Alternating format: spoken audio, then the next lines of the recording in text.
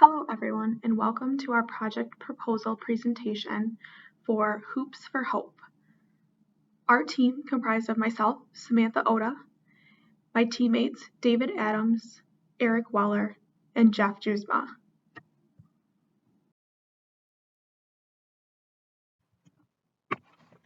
Our project plan proposal will consist of the following. Our project selection criteria, so how we selected from a group of project proposals, project charter, project scope, work breakdown structure or WBS, project plan, network diagram, and then conclusions. The team was tasked with selecting a fundraising project from a group of 6 project proposals. The project had several required objectives as well as desired objectives. The required objectives were that the project must be safe, legal, and comply with university policies. The project must earn at least $500 for charity. The project must be completed within 9 weeks, and it must give an opportunity for all project members to learn about project management and use those learnings on their resume.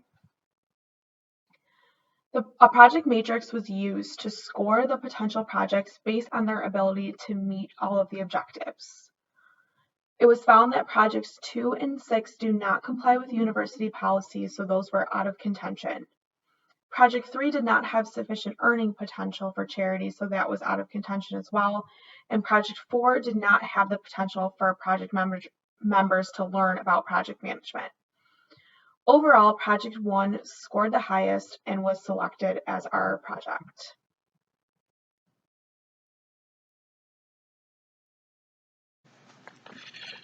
Hello, my name is Jeff, and I will be presenting the project charter for the Hoops for Hope project for our class. Wanted to start out with looking at the purpose for this event.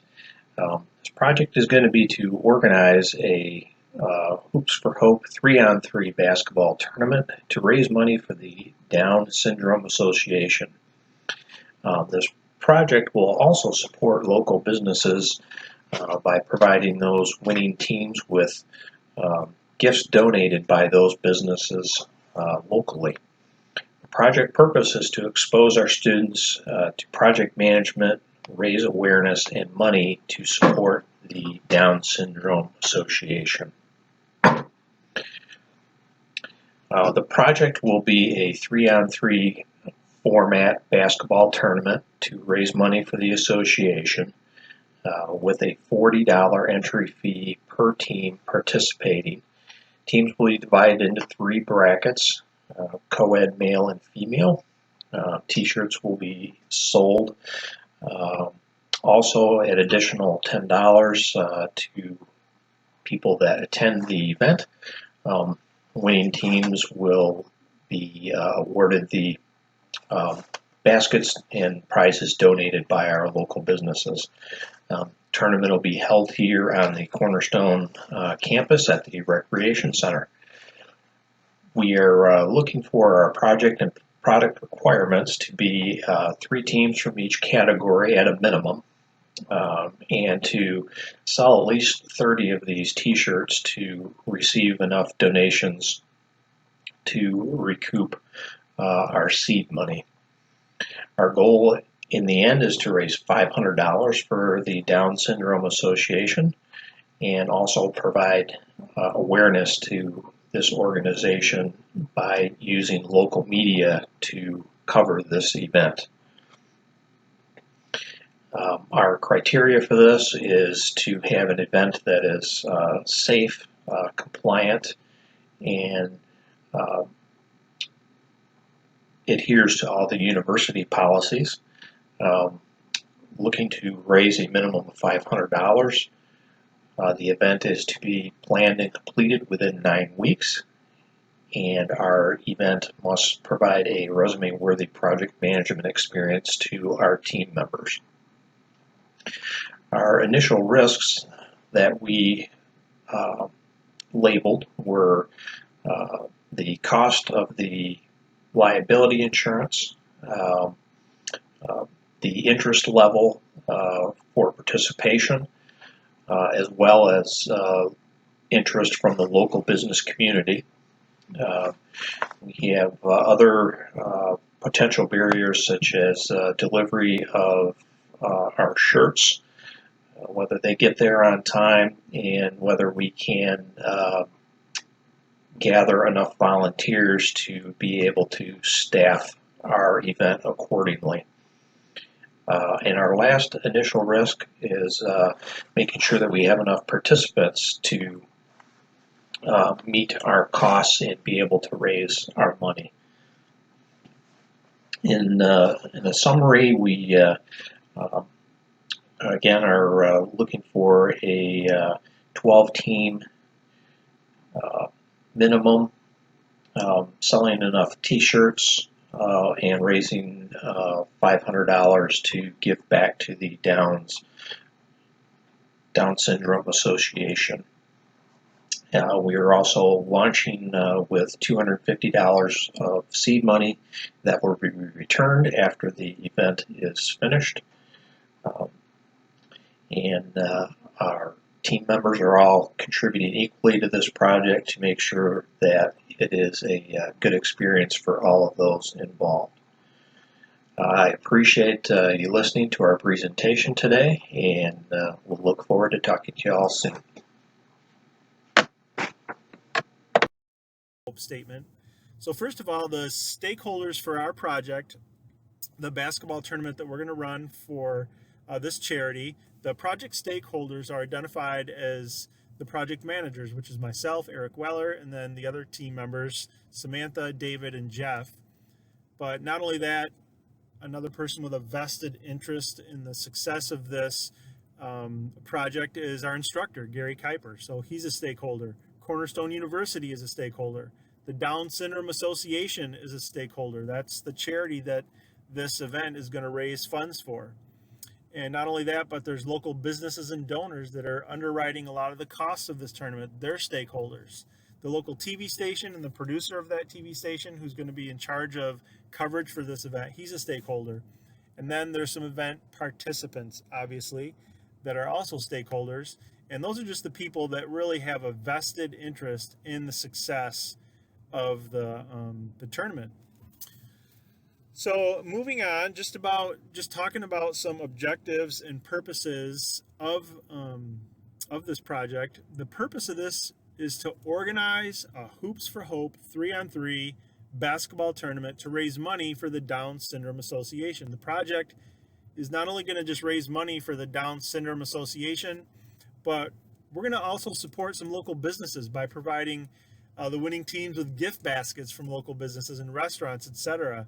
The project purpose is to expose, of course, the students, we being the students, to project management and that kind of thing. But we're also going to look to raise some money and raise the awareness of the Down Syndrome Association. So that's just super important as it pertains to the project purpose. Some inclusions, some specific inclusions, I should say, we're going to talk about for a minute, are the Cornerstone University Facilities Management. We're going to be working closely with them as we organize this tournament.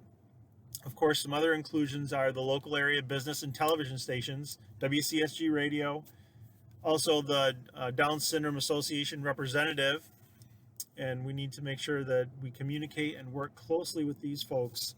You know, we're doing this to raise money for the Down Syndrome Association, but beyond that, especially in the world of social media and the way things will travel the day of this event on social media, that DSA representative is going to have a big job on the day of the event.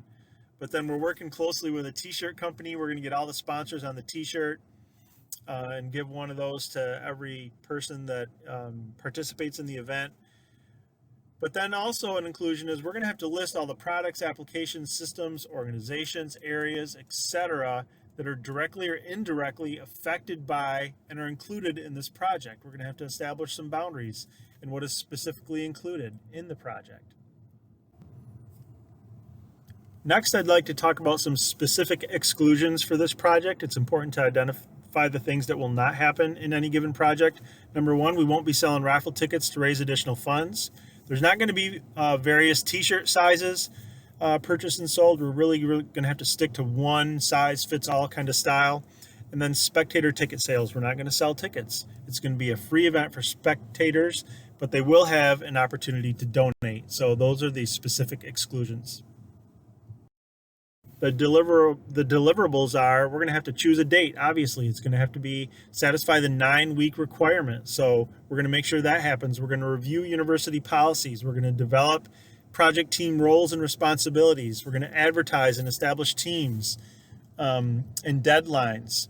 There's going to be a final event schedule. That's going to be a major deliverable for this event. The communication of game schedule to the teams. We're going to have to deliver these t-shirts to the teams when they register and when they check in that day. We're going to have to deliver some recognition and awareness for the Down Syndrome Association. We're going to have to deliver value to our business partners in the form of advertising, promotion, giving them shout outs during announcements. And of course, the deliverables are going to be raising money for the Down Syndrome Association. That's going to be a major deliverable. That's the things that we're really looking to make happen in this project. Talking about constraints, we have a few project constraints. One of the things is having sufficient volunteer staff. We're going to have to make sure we have enough people there that day. You know, we're really recruiting volunteers. We're not going to be able to afford to pay people to work at this event. So we're working with some volunteers, and we're going to really have to make sure that that's not a constraint in terms of getting the right number of people to work the event. Another one is having sufficient business donations to cover the prizes and t-shirts. That's a possible constraint. Another one is availability of Cornerstone University Rec Center to host the event. Another one is the t-shirt delivery, and then another one, the TV and radio coverage is available that day. We don't know if there's other events going on. It's going to conflict with our event, and we're not sure if that is going to be a constraint in terms of getting the coverage from local media that we're looking for on that day. And then lastly, there's some assumptions. One of those is, will the university have liability insurance to cover the event? We're assuming that they will. Another assumption is that the university is going to provide an on-campus venue to hold the event. Also, that the university will let us use the campus printers and supplies to create the marketing material. And then lastly, the local businesses are going to contribute enough money to pay for the team prizes and the sponsorship and the costs of running the event. So the deliverables, the constraints, and the assumptions, super important to consider in the scope document. Lastly, as it regards to scope, I wanted to talk about some success factors that we considered for this project. Also briefly discuss the budget, and then some milestones that we paid attention to, and then how we managed or will manage change control for this event. So first of all, just some success factors to consider. Number one, the radio and TV coverage. We're really going to be dependent on especially the awareness part, the promotion and advertising of this event, as we work with radio and television stations that are here in town. So that's going to be a real important success factor as we move forward in this project. Another one is the confirmed teams that we have signed up. We're going to want to make sure we have enough teams to generate enough revenue and get enough of a buzz going on that day. You know, if there's just 2 or 3 teams, it's not really going to draw a crowd. But if we get the 12 teams at least that we're looking for, more would be great. But we really feel like in order for this to be a success, we're going to need to have at least 12 confirmed teams signed up. And then another success factor to consider is the sufficient volunteer staff. We're going to have to recruit plenty of volunteers to work this event. I briefly talked about that a little bit ago. And then another success factor are the t-shirt costs and the prizes covered by the sponsors. You know, this is going to be important so that we're able to raise enough money and contribute the income from this event to the DSA. And then the success factor that's really super important is that date that we want to host the event going to be available at the rec center at the university. So that's something we really had to consider, is that in order for this project to be a success, we have to get it done in the 9 weeks, and it's important that we're able to coordinate with the University Rec Center. The budget for this project was $250 seed money. Of course, that budget is just seed money. We're going to be getting some income from local businesses. We're going to get donations from local businesses and that kind of thing. So that's really how we're working with the budget. Is we do have that seed money, but we're also going to be looking to get some donations, some cash donations. There's going to be advertising that is going to be available for purchase from local businesses. There'll be banners and stuff like that in addition to what's on the t-shirt. So it's really a good way for businesses to contribute, get some advertising, and give to this event. But then we're also going to be looking for some prizes to be donated, and that's a budgetary item as well that we had to consider. So a simple budget, but it's important nonetheless. And then talking about milestones, the milestone, obviously the first one, is the project start. We wanted to make sure that we got started on time, that the stakeholders were all involved, and that we had cohesion on that. There's going to be an initiation phase where we really do a lot of discussion about what this event is going to look like. And then once we get a bigger picture and an idea what it's going to look like, we go on to the planning phase, and that's a huge milestone on February 3rd. And then the execution phase, that's when we hold the event, the day of the event, and then closing with some lessons learned, and then we'll complete the project all within 9 weeks, and that's just super important. Lastly, regarding scope, I want to talk about change control and how important it is for us, the team, when we coordinated this project, to make sure that we had some change control. Change is going to occur, as if we've learned anything, in this throughout this class, this project management class, it's that when you're doing a project, when you're managing a project, things happen, changes occur, whether it's people situations or financial situations or conflicts with other projects going on. So we really feel like it's important to have a change process in place for any kind of event, this one specifically included as well. So thank you for listening, and that covers scope for this project, and we appreciate you guys. Thank you. Okay, now let's talk about our work breakdown structure. It's made up of 3 levels. At the top is our Hoops for Hope project. Next is our 7 work streams, and at level 3 is our 28 activities and tasks. With such a small project, we're able to break down these tasks into just one level. On the next slide, we'll discuss each of these 28 tasks that are needed to complete our project. Here we can see our entire work breakdown structure in network diagram form. The blue represents our 7 work streams, while the green are the tasks and activities. We'll start with number 1 in the planning. 1.1 is to develop our project plan, charter, and scope. This basically represents our project management activities. 1.2 is to meet with the university and talk with their facility managers to make sure we have a place to do the event. 1.3 is to secure liability coverage. We have the assumption here that the school will provide coverage, and we're going to use what they have. 1.4 is to schedule the project event, which is vital to many of the other tasks. But here in the work breakdown structure, we don't talk about the dependencies. In 1.5, we're creating accounts to hold the funds for the team registration. Next is our number 2 work stream, which is advertising promotions. So 2.1 is to design flyers. 2.2 is to post the flyers. 2.3 is to email groups. 2.4 is to create a Facebook event. 2.5 is to conduct radio interviews. Next, we have number 3, our local business sponsorship. This is important because our sponsors are who are going to provide the funds for our winning basketball teams.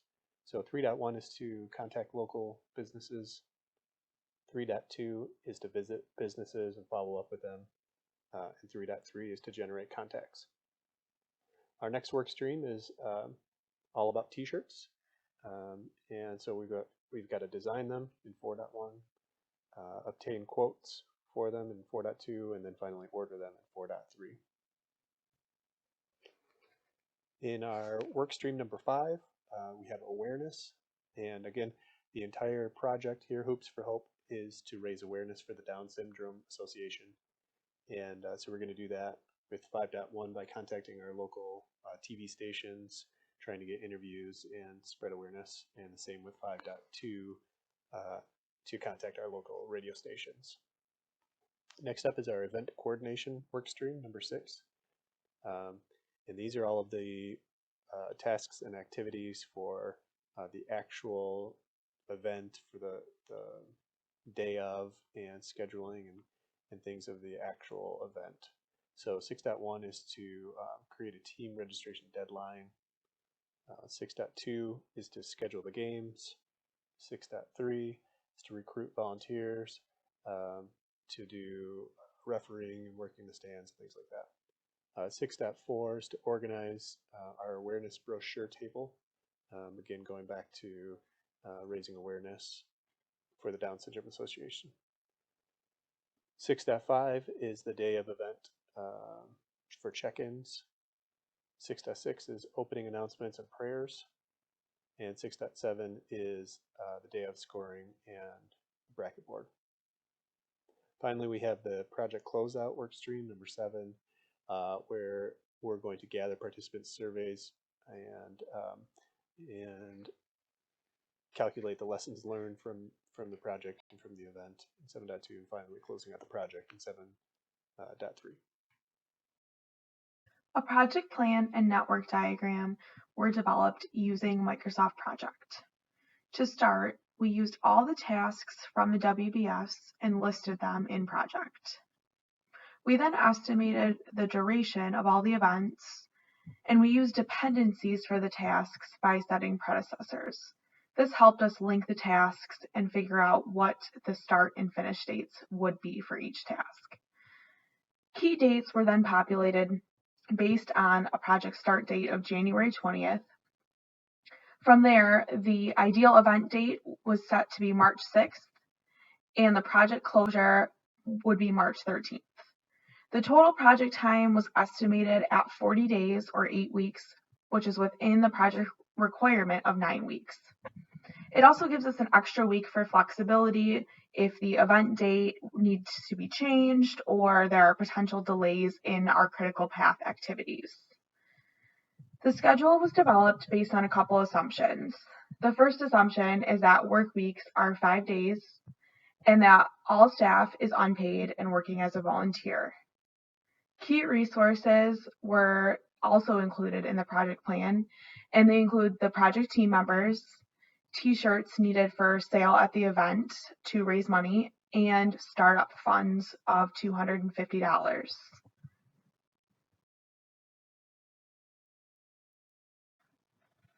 A network diagram was also developed using Microsoft Project, and it was developed so that it would show all of our level 2 activities from our WBS. Based on the dependencies that were set in the predecessors in the project plan, the network was developed and the critical path was developed as well. So the critical path includes the start date of the project, the planning phase, so the project, when the project gets approved, finding local business sponsors, the event date itself, and timely closure of the project. So if any of these in the critical path are delayed, then the overall project would be delayed by that same amount. The network diagram also shows our resource management. The diagram was helpful in developing resource management because it shows during the execution phase, it shows all the parallel activities that are happening all at the same time. This helped us set who was going to champion each of those activities, so that way we're not spreading our resources too thin and we don't have enough resources to accomplish all those tasks that are happening in parallel.